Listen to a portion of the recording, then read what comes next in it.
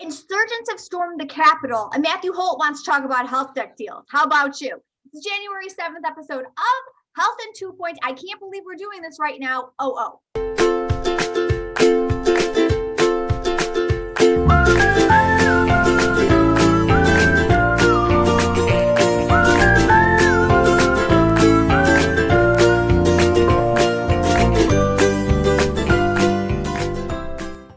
Jessica and Matthew, yeah, look, I know it's a big day.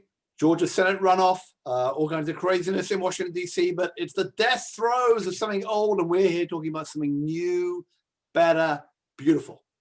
Matthew Holt, all I want is peace. I love you. You're special. All I want is peace. Peace and stability is coming soon. You did notice the people who are the insurgents are climbing all over the scaffolding equipment that's there for the inauguration. It's happening in like 2 weeks from now. Are you trying to connect this to healthcare in some way? No, I'm just saying that, we're getting a new beginning, and in the new beginning, there'll be new stuff. And some of what we're about to talk to in our 2 minutes is going to be related to that. So it was a big day for healthcare deals, which is like pretty, interesting. I'm sure this was lost for a lot of people. So catch up with us right now.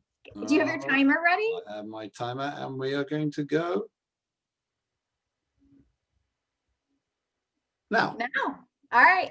Optum acquires Change Healthcare in a $13.5 billion deal. Matthew Holt. Hang on, don't you know so about Change Healthcare? Didn't you talk to Neil Crescenzo, the CEO, not a few weeks ago? What do they do?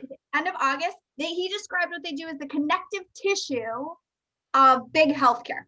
They process $1.5 trillion in claims every year. That's a nice way to talk about it. So this is an old company that's been through the ringer many, many times. Was actually something called NDC, and this is back in like 1990s, was a claims processing company, got bought by Halcyon WebMD, got spun out, called MDON, had a bunch of stuff going in and out.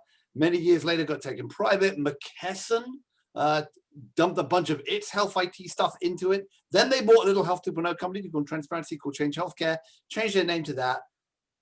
God knows what the hell United is going to do with them. United, Optum sells stuff to both sides, purveyors and providers. I've called them an arms dealer. Maybe they're buying the battlefield. I don't know. Oh my God. All right, Hinge gets $300 million in a Series D. This is valued now at $3 billion. Oh, well, I think we're all sitting around. My back hurts. Their revenue's going up. Look, they are a carve out like Livongo for diabetes. They do back care. Kaya does it. Fizera, who got bought by Amada, do it. But I mean, I got to tell you, there are a lot of sore backs around if they've got $300 million. So, and this is a number from a Cote, a VC I've never heard of, and a Tiger Global is in this one as well, who put some money, been throwing their money around. Yeah, Tiger Global has been spending a lot of money. Yep. All right. What about Liva Health? This is basically like European Livongo. Yes, European Livongo. We saw them at Frontiers a couple of years ago. They're Danish. They sold a bunch of stuff to the NHS, but it's coaching for diabetes. Look cool, look sensible. They've got about 32 million in. Probably get acquired by Teladoc very soon. I just got it. Done. Too late. Sticking with diabetes. We're not sticking with diabetes. We already had it. I started the question. Have you forgotten the rules? If I start the question, you didn't start. You were done. You didn't get to. All right, real quick. Who is it? John Lynn. #unsilence Jessica. If you're watching, this was like a moment right there. For those of you who are not familiar with that, there was one time Matthew Holt tried to tell me that I couldn't ask a question. And so I started a movement, #unsilence Jessica, because I should get to ask that question that I was promised to ask. So my question was going to be about CGMs, because don't you know we need more of those in this space? And company is Metronom Health. They get $22.2 million for their CGM. How is this different from the other CGMs that are out there, Matthew Holt? I don't know, but they are based in Europe and in Southern California. And I guess Dexcom and Abbott need a bit of competition. So, I mean, look, we've got most people in diabetes, most people with diabetes currently prick their fingers. Most of them don't use the CGM. It's a huge market. There'll be a lot more people getting involved. I'm sure there are better ways of doing it than Dexcom and Abbott do, and we'll find out.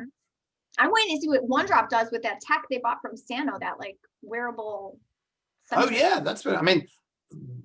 We're all going to be measured on our blood sugar as we eat our ice cream.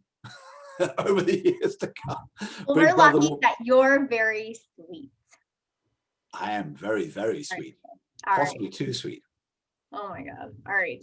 For all the sweetness you can enjoy, visit that guy on Twitter at BoltsyBoy. I am over at Jess and Matthew. And of course, to never miss an episode of Health in 2.0, even when the government is being taken over by rebel Not being crowds. taken Hey, over. They got to talk about the funding deals.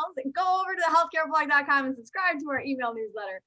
And in case you missed this episode, I'm hoping you'll find it in there. Mr. Holt.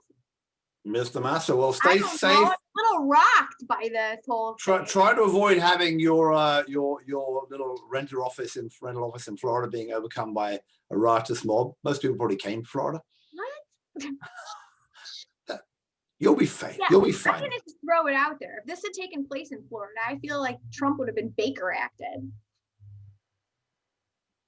Well, they'll be taking over Mar-a-Lago next. When they turn on him. There's our opportunity. All right. On that, we'll end it. I'm Jessica Devos, and that's Matthew Holt. Thanks for watching this episode of Health in 2.0. We'll see you soon.